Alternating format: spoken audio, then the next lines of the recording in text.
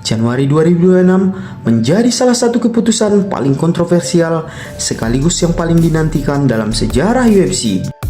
The Mobile Arena akan menjadi saksi bisu saat dua nama besar Justin The Elite Gaethje versus Paddy Pimblett melangkah masuk ke dalam oktagon untuk memperebutkan sabu interim di kelas ringan.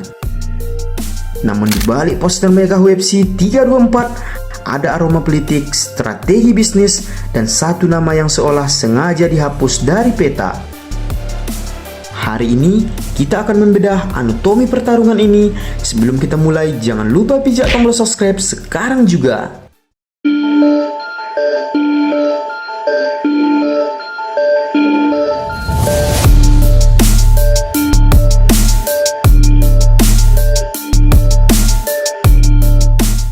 Mengapa Paddy Pimblett bisa mendapatkan kesempatan ini? Bagaimana Gaethje bisa gagal pensiun hanya karena sabu interim? Dan benarkah ini semua hanyalah skenario besar untuk menjegal sang monster dari Armenia? Kita mulai dengan fenomenal yang memecah belah opini publik. Beberapa tahun lalu, banyak yang menganggap Paddy Pimblett hanyalah proyek pemasaran UFC.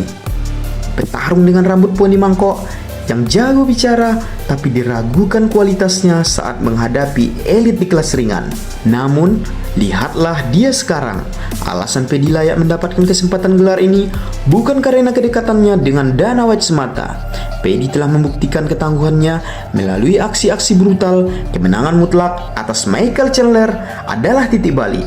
Di laga itu Paddy menunjukkan bahwa dia bukan lagi petarung yang hanya bisa mencekik lawan di lantai. Dia menunjukkan ketahanan dagu yang luar biasa dan kemampuan striking yang telah berevolusi jauh. Paddy membawa momentum yang tidak dimiliki petarung lain. Dia belum terkalahkan selama bertarung di UFC. Di dunia olahraga yang juga merupakan bisnis hiburan, momentum adalah mata uang. Dia adalah cash cow atau mesin uang bagi Dana White. Memberikannya gelar interim adalah cara UFC untuk menobatkannya sebagai superstar global. Dia layak karena dia berhasil melewati ujian tertinggi dan tetap berdiri tegak saat semua orang meramalkan ia akan tumbang.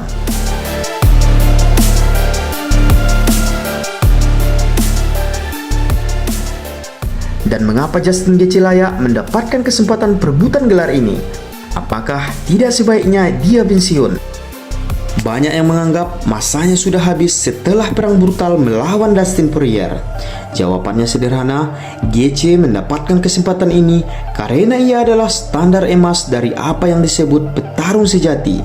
Setelah menghancurkan prospek seperti Rafael Fiziev, memberikan kekalahan KO yang mengerikan kepada Dustin Poirier, Gaethje membuktikan bahwa versinya yang sekarang adalah versi yang lebih sabar, lebih taktis, namun tetap memiliki tangan nuklir untuk mematikan lampu lawannya. Alasan teknis mengapa dia dipilih adalah karena ia merupakan lawan yang paling kredibel secara peringkat yang tersisa saat ini. Dengan absennya petarung lain, Gaethje adalah jaminan bahwa sabu interim ini tidak akan dianggap murah.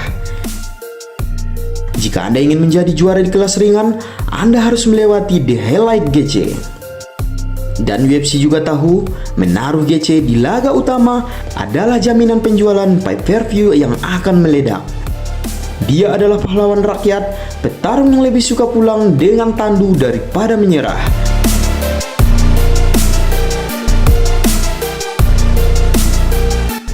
Sekarang kita bicara apa yang dianggap sebagai korban, di mana nama Arman Tsarukyan. Dia adalah peringkat nomor 1. Kenapa bukan Arman? Dia adalah orang yang memberikan Islam Makhachev pertarungan tersulit dalam karirnya. Secara logika, olahraga murni, dialah sebenarnya yang berada di sana. Namun inilah sisi gelap dunia MMA. Arman terjebak dalam badai yang diciptakannya sendiri. Skorsing 9 bulan akibat insiden fisik dengan penonton UFC 300 menjadi celah bagi UFC untuk memarkirkannya.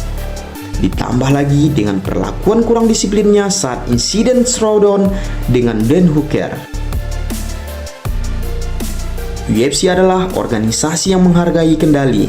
Arman dengan segala kehebatannya dianggap sebagai petarung yang sulit diatur dan sulit dipasarkan secara komersial kepada audiens kasual.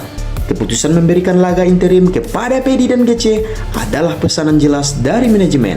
Anda mungkin yang terbaik, tetapi jika Anda merusak bisnis kami bisa membuat Anda tidak relevan dan awet. Arman tidak dapat kesempatan bukan karena dia tidak layak, tetapi karena dia kehilangan kepercayaan daripada petinggi di Las Vegas dan pihak UFC. Sekarang mari kita masuk ke inti pembicaraan. Apa yang akan terjadi saat pintu oktagon ditutup di UFC 324? Pada ronde pertama, kita bisa mengharapkan GC memulai dengan senjata mematikannya, leg kick brutal. GC yang akan mencoba menghancurkan mobilitas Pedi sejak awal. Jika Pedi tidak bisa mengatasi tendangan rendah ini, karirnya malam itu akan berakhir dengan cepat. Mungkin Pedi akan mencoba menggunakan jangkauannya, melakukan jab panjang, dan mencari celah untuk melakukan takedown. Untuk selanjutnya, jika pertarungan berlanjut ke ronde-ronde akhir, mungkin keuntungan mulai bergeser. Seperti biasa, GC sudah terbiasa berada di pertempuran 5 ronde yang brutal. Namun tubuhnya telah menerima banyak kerusakan selama bertahun-tahun. Pedi yang lebih muda dan memiliki motivasi untuk membuktikan semua orang salah, mungkin memiliki keunggulan stamina di menit-menit akhir. Jika pertarungan tetap dalam posisi berdiri, Justin GC kemungkinan besar akan menang melalui KO atau TKO di ronde kedua atau ronde ketiga. Kekuatan pukulannya terlalu besar untuk pertahanan Pedi yang memiliki celah. Namun jika Pedi mampu bertahan dari badai awal, memaksa GC berduel di lantai, kita bisa melihat kemenangan submisi yang akan mengguncang dunia. Ini adalah prediksi singkat saat pintu oktagon terkunci, apapun bisa terjadi. Dan untuk pemenangnya nanti, menurut teman-teman, apakah akan langsung dihadapkan dengan Ilia Topuria atau Arman Tsarukyan? Tuliskan pendapat kalian di kolom komentar. Jangan lupa pijak tombol subscribe sekarang juga. Sampai jumpa di video berikutnya.